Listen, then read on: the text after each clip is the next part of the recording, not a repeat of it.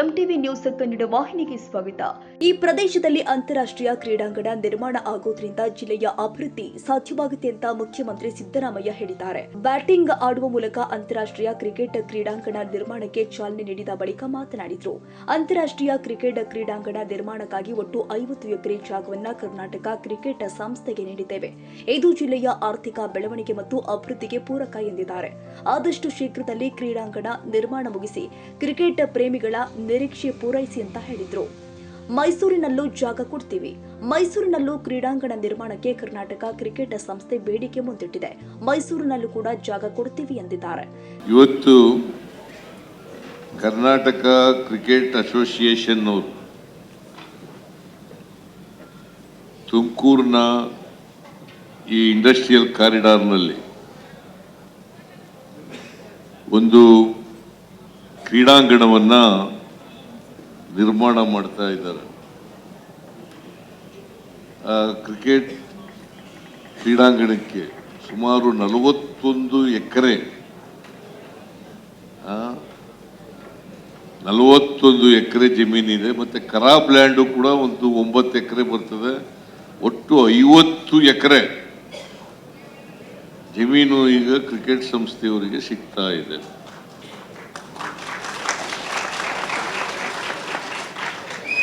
ಇದು ಒಳ್ಳೆ ಪ್ರದೇಶ.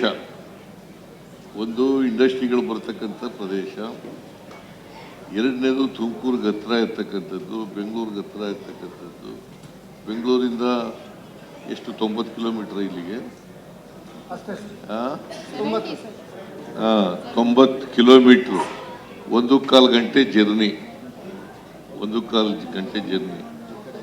ಸೊ ಇಲ್ಲಿ ಮಾಡ್ತಾ ಇರ್ತಕ್ಕಂಥದ್ದು ಬಹಳ ಸಂತೋಷದ ವಿಚಾರ. ಕ್ರಿಕೆಟ್ ಅಸೋಸಿಯೇಷನ್ ಅವರು ನನಗೂ ಕೂಡ ಮನವಿ ಮಾಡಿದರು. ನಾವು ತುಮಕೂರಿನಲ್ಲಿ ಮಾಡ್ತಾ ಇದ್ದೀವಿ, ತುಮಕೂರಿನಲ್ಲಿ ಜಾಗ ಕೊಡಬೇಕು, ಮೈಸೂರಿನಲ್ಲಿ ಮಾಡ್ತೀವಿ, ಮೈಸೂರಿನಲ್ಲಿ ಜಾಗ ಕೊಡಬೇಕು ಅಂತ ಹೇಳ್ತಾ ಇದ್ರು. ಮೈಸೂರಿನಲ್ಲೂ ಕೂಡ ಹೇಗೆ ತುಮಕೂರಿನಲ್ಲಿ ಜಾಗ ಕೊಟ್ಟಿದ್ದಾರೆ KDBಯಿಂದ, ಮೈಸೂರಿನಲ್ಲೂ ಕೂಡ ಸರ್ಕಾರಿ ಜಮೀನನ್ನು ಕೊಡುತ್ತೇವೆ. ಆದರೆ ನೀವು ಇಲ್ಲಿ ಈ ಭಾಗದಲ್ಲಿ ಕ್ರಿಕೆಟ್ ಅಭಿಮಾನಿಗಳು ಬಹಳ ಜಾಸ್ತಿ ಇದ್ದಾರೆ. ಕ್ರಿಕೆಟ್ ನೋಡ್ತಕ್ಕಂಥ ಜನರು ಬಹಳ ಜನ ಇದ್ದಾರೆ. ಮತ್ತೆ ಈ ಭಾಗದಲ್ಲಿ ಕ್ರಿಕೆಟ್ ಬೆಳೀಲಿಕ್ಕೆ ಅವಕಾಶವನ್ನು ಕಲ್ಪಿಸ್ಕೊಡ್ತಾರೆ. ಕ್ರಿಕೆಟ್ ಬೆಳೀಲಿಕ್ಕೆ ಅವಕಾಶವನ್ನು ಕಲ್ಪಿಸ್ಕೊಡ್ಬೇಕು. ಈಗ ಹೇಳ್ತಾ ಇದ್ರು, ಯಾರು ನಮ್ಮ ರಾಜಣ್ಣ ಹೇಳ್ತಾ ಇದ್ರು, ನೀವೇ ಹೇಳ್ತಾ ಇದ್ರು, ರಾಜಣ್ಣವರು ಹೇಳ್ತಾ ಇದ್ರು, ಬೇರೆಯವರು ಕೂಡ ಹೇಳ್ತಾ ಇದ್ರು. ಇದು ಈ ಏರಿಯಾ ಒಂದು ಅಭಿವೃದ್ಧಿ ಆಗೋದ್ರ ಜೊತೆಗೆ ಅನೇಕ ಹುದ್ದೆಗಳನ್ನು ಸೃಷ್ಟಿ ಮಾಡ್ತದೆ, ಪರೋಕ್ಷವಾಗಿ ಮತ್ತು ಪ್ರತ್ಯಕ್ಷವಾಗಿ. ಯಾಕಂದ್ರೆ ಈಗ ಪರಮೇಶ್ವರ್ ಅವರು ಹೇಳ್ತಾ ಬರ್ತಾ ಇದ್ರು, ಈ ಕ್ರಿಕೆಟ್ ಸ್ಟೇಡಿಯಂ ಇಲ್ಲ ಆಗ್ತದೆ ಅಂತ ಗೊತ್ತಾದ ತಕ್ಷಣನೇ ಒಂದು ಎಕರೆಗೆ 50,000ನ 50 ಲಕ್ಷನ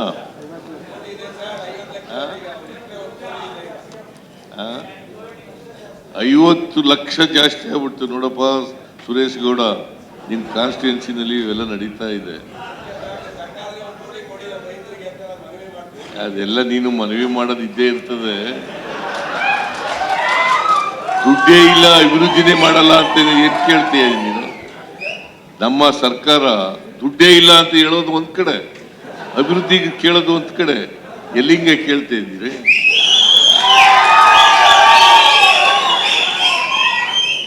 ಈಗ ನೀವೇ, ನಾನು ರಾಜಕೀಯ ಮಾತಾಡಕ್ ಹೋಗಲ್ಲ. ಈಗ ರಾಜಕೀಯದ ಮಾತಾಡ್ಬೇಕಾದಂತ ಅವಶ್ಯಕತೆನೂ ಇಲ್ಲ. ಮಾತಾಡ್ತೀವಿ. ನಿಮ್ಮನ್ನು ಎದುರಿಸಕ್ಕಂಥ ಶಕ್ತಿನೂ ನಮಗಿದೆ.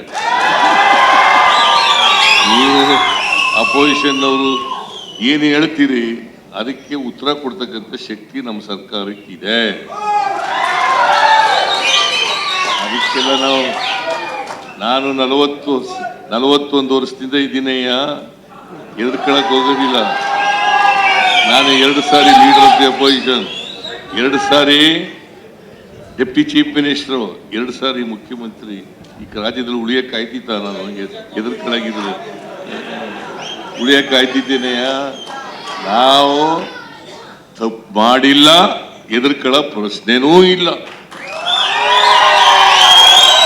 ಅದೇನೇ ಇಲ್ಲ, ನಾನು ಈಗ ಅದ್ರ ಬಗ್ಗೆ ಮಾತಾಡಕ್ಕೆ ಹೋಗಲ್ಲ, ಪ್ರಾಸಂಗಿಕವಾಗಿ ಮಾತಾಡೋದೆ ಅಷ್ಟೇ.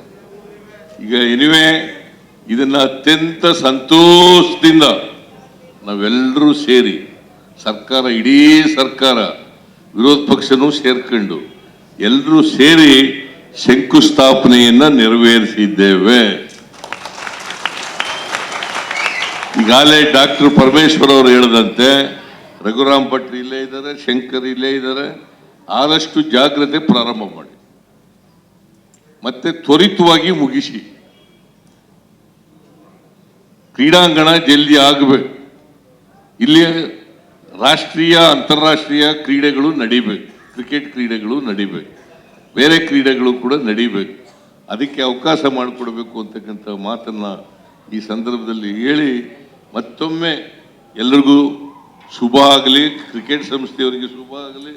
ಗೃಹ ಸಚಿವರು, ಜಿಲ್ಲಾ ಉಸ್ತುವಾರಿ ಸಚಿವರು ಆದ ಜಿ ಪರಮೇಶ್ವರ್, ಸಹಕಾರ ಸಚಿವರು ಆದ ಕೆಎನ್ ರಾಜಣ್ಣ, ಗ್ರಾಮೀಣಾಭಿವೃದ್ಧಿ ಸಚಿವ ಪ್ರಿಯಾಂಕ ಖರ್ಗೆ, ರಾಜ್ಯ ಸರ್ಕಾರದ ದೆಹಲಿ ಪ್ರತಿನಿಧಿ ಟಿಬಿ ಜಯಚಂದ್ರ ಹಾಗೂ ಜಿಲ್ಲೆಯ ಶಾಸಕರು, ಕರ್ನಾಟಕ ಕ್ರಿಕೆಟ್ ಸಂಸ್ಥೆಯ ಅಧ್ಯಕ್ಷರು ಆದ ರಘುರಾಮ್ ಭಟ್ ಮತ್ತು ಇತರೆ ಪದಾಧಿಕಾರಿಗಳು ಉಪಸ್ಥಿತರಿದ್ದರು. ತಾಜಾ ಸುದ್ದಿಗಾಗಿ ಎಂಟಿವಿ ನ್ಯೂಸ್ 24/7ಗೆ ಸಬ್ಸ್ಕ್ರೈಬ್ ಮಾಡಿ ಮತ್ತು ಬೆಲ್ ಐಕಾನ್ ಅನ್ನು ಒತ್ತಿ. ತಪ್ಪದೇ ಲಿಂಕ್ ಶೇರ್ ಮಾಡಿ.